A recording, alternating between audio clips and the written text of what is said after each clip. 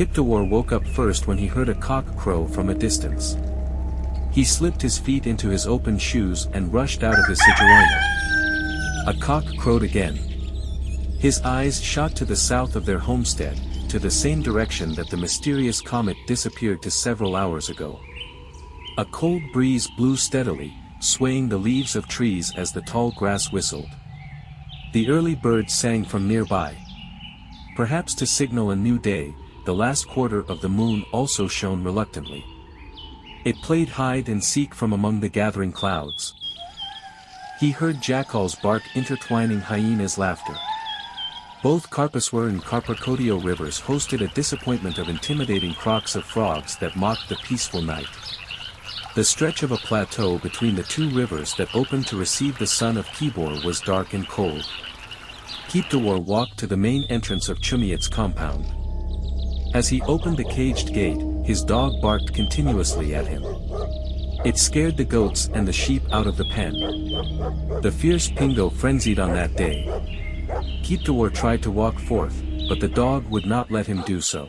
Fiercely barking, it jumped on him and bit his left leg skank. He made a slight moan as he tried to rescue himself from the dog. Pingo was not to be underestimated. Its sharp claws sank into Kiptawar's thighs and injured him. Groaning in pain, Kiptawar lifted his clenched fist ready to strike Pingo.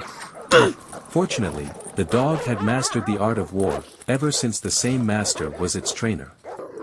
Thus, it let go of Kiptawar's thighs just in time. Kiptawar's fist missed Pingo by an inch. It dashed away and took cover. Kiptawar thought Pingo retreated and hence he walked forth limping towards the granary and pulled out his slain father's spear and a club. Finally, Kiptawar walked out of the granary and headed to his grandfather's hut where he collected a sword. He did it silently to avoid waking up his grandfather. He fetched for ram oil, rubbed it onto his wounds to ease the pain and stop bleeding. He wondered why his dog attacked him, yet he was its master. Perhaps Pingo feared Ngoroko's frequent attacks to Carliot people and mistakenly attacked his master. In any case, it was unusual for Kiptawar to walk into the goats and sheep shed at that time of the night. Kiptawar walked out of the hut to the homestead's exit. He focused on the journey ahead. Suddenly, Pingo jumped up and punched its claws on Kiptawar's chest.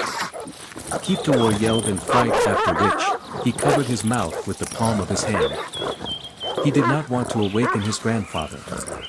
Annoyed by the crazy dog, he lifted up his spear and speared it. Pingo fell off him and without a sound, it lay helpless on the ground. It slightly writhed as it closed its eyes.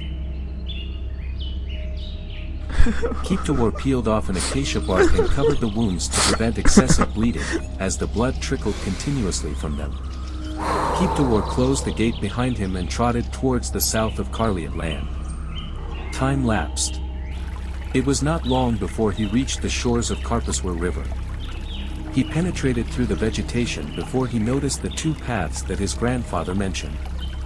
He stopped and his thoughts wandered to Reverend John, a catechist, and his longtime Sunday school teacher.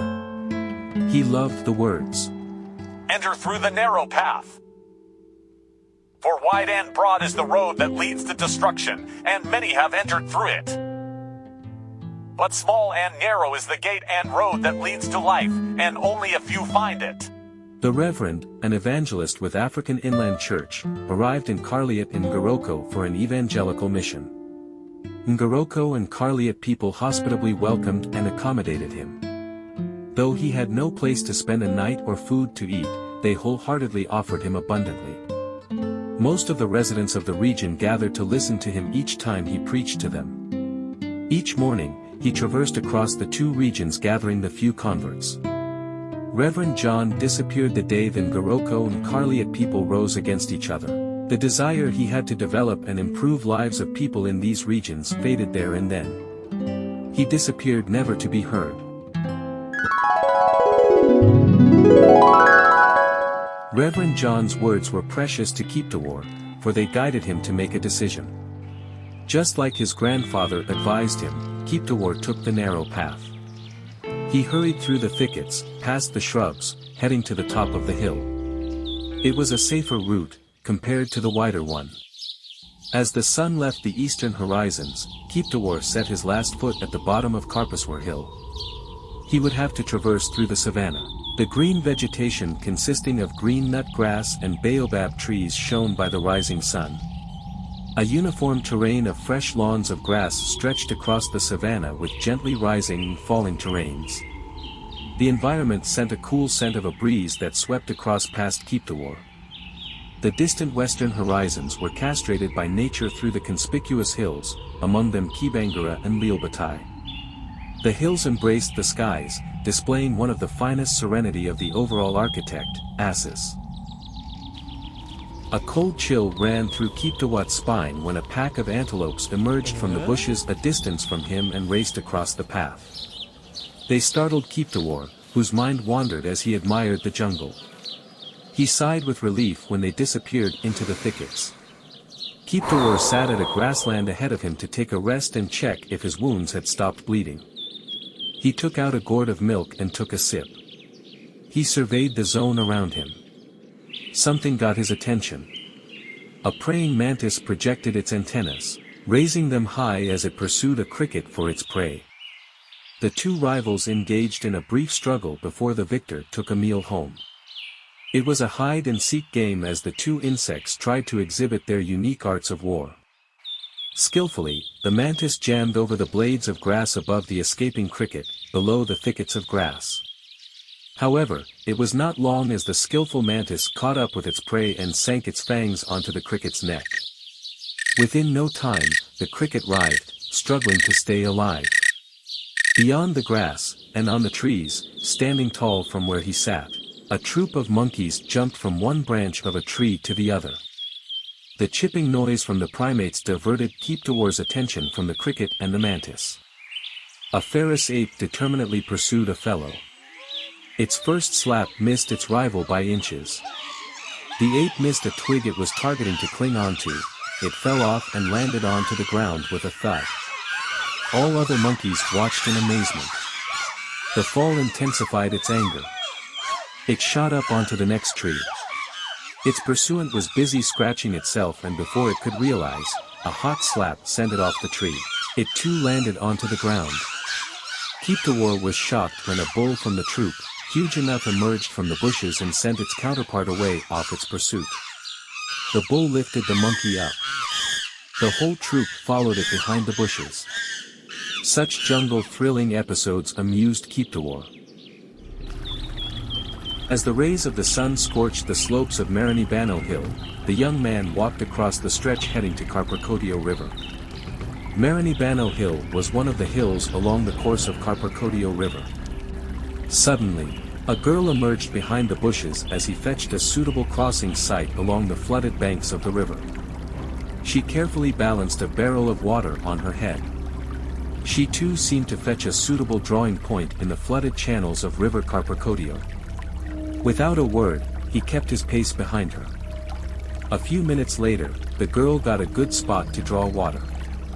She opened the lid of her barrel and deepened it to the water to fill. Keeptawar caught up with her and spoke. Good morning. Good morning to you too.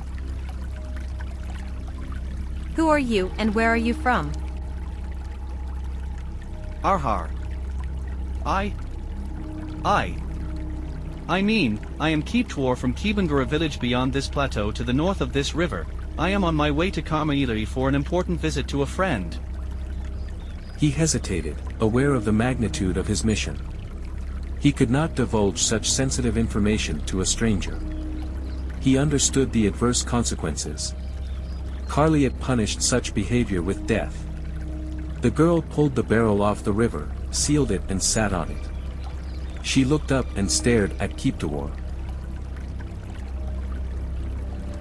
You are armed. Is everything all right at Karmailari? She persisted. Keeptawar had to play smart, otherwise he risked letting out his secret. To divert the girl's attention from him, he picked a stone, and threw it into the floating water. Hey, watch out! An enormous snake swarmed through the water down the river. Keeptawar shouted. The girl shot up and clung to Keeptawar. She held him tight. Their eyes met. Everything went silent, the roaring water ceased, the frogs stopped croaking, the birds were silent too. Eventually she entangled herself from Keeptawar and walked away without a word.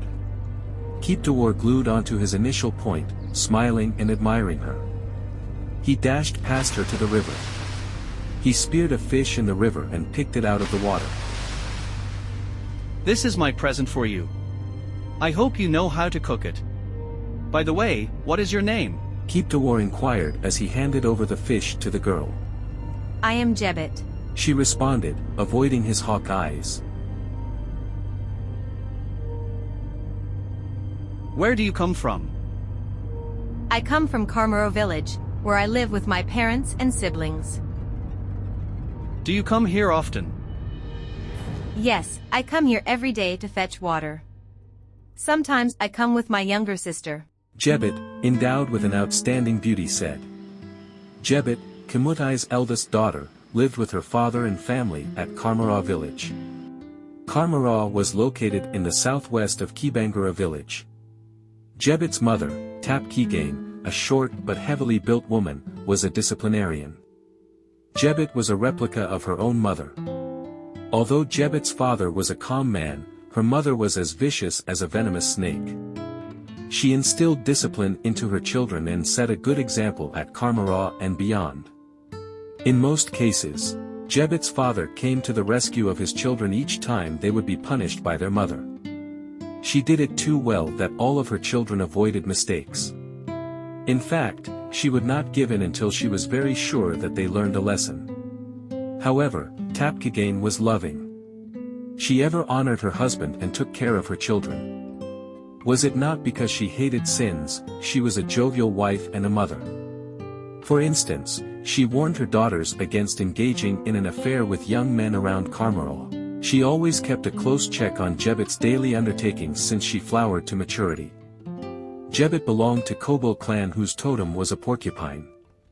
She had 2 younger sisters. Jeptalam was the second born after Jebet, while Jeptau was the last born of Kamutai's family. Unfortunately, when Goroko warriors successfully invaded Karliat, they abducted Jeptau. The girl was at her tender age when she faced the encounter. Henceforth, Jebet turned out vengeful. She vowed to revenge and rescue her sister from Goroko, if still alive. However, she did not have the strength and skills to do so. She recalled it took her mother a long period to accept a loss of a daughter she adored so much. Her father raved with anger but did very little. He went silent after his daughter's abduction. Keeptawar lost track of his journey to Karma Isle. He was gradually drifting away from his mission. He almost ended his journey to Karma Isle at the edges of Karparkodio River in the hands of Jebet. The girl's beauty delayed his assignment. Her kinky black hair and the pure white teeth which glittered brighter than brittle in the rays of the rising sun, drifted him away from the mission. The 2 youngsters were intensely attracted to each other. A while later, Keeptawar shot up and held the straps of her barrel. The girl too stood up. He helped her hoist the barrel onto her back. Finally, he escorted her to the edge of the river. The 2 promised to meet at the same spot during the next meeting. After seeing off the girl, Keeptawar turned back towards the riverbanks and resumed his journey. A recharged Keeptawar walked in the scorching sun to Karma Isle. Just as his grandfather had told him, Kipkaruk's hut stood in the middle of the savannah. The cactus-fenced compound comprised Chepguan and Kipnangwa grass. Wagging its tail, a big black dog approached Keeptawar a few steps away from Kipkaruk's compound wooden rails gate. It jumped up and down playfully welcoming him into Kipkaruk's homestead as if he was a longtime friend who had been away. The dog escorted Keeptawar into Kipkaruk's compound and hut. The cows were still in their yard. The dog stood at the entrance of the hut. Cooker! Keeptawar called as he cautiously walked into the hut. To his surprise, the interior of the hut resembled his grandfather's hut. Everything in it was a replica of what was in his grandfather's hut. Kipkaruk was still asleep. Keeptawar tapped him on the shoulder. The old man did not stir an inch. He tapped him twice on the shoulder. The old man opened both eyes. Hello, Grandpa. So, you are still here. What do you want? I told you I have nothing for you. An irritated Kipkaruk blurted. Keeptawar was puzzled. I don't understand, Grandpa. What do you mean? Keeptawar inquired. Unknown to him, unlike Chumiat his grandpa, Kipkaruk was short-tempered. He flew into anger at the slightest provocation. Young man, do not fool me. Remind me your name. Oh, you do not have to. You said you are Kizito, right? Kipkaruk frothed around the mouth as he spoke. Keeptawar thought he heard Kipkaruk mention Kizito but kept mum. He just stared at the old man. Kipkaruk retorted.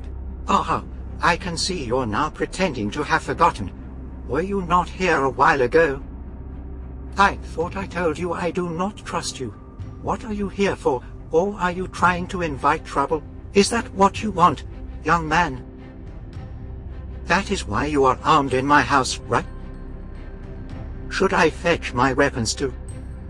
Hold on a second. If you are spoiling for fight, bring it on. Kipkaruk said, challenging Keeptawar as he rose up to fetch his weapons from the edge of his hut. Keeptawar was both startled and frightened. He wondered why Kizito came to Karma Isle. Nothing was clear to him. He realized his mistake. He walked into the old man's hut with his weapons, a sign that has ill motives. In the Karliak community, it was believed only a warrior seeking trouble dared walk into someone's hut with weapons. He turned around and ran out of the hut before the old man collected his weapons. Keeptawar had no intention of engaging in a war with his host.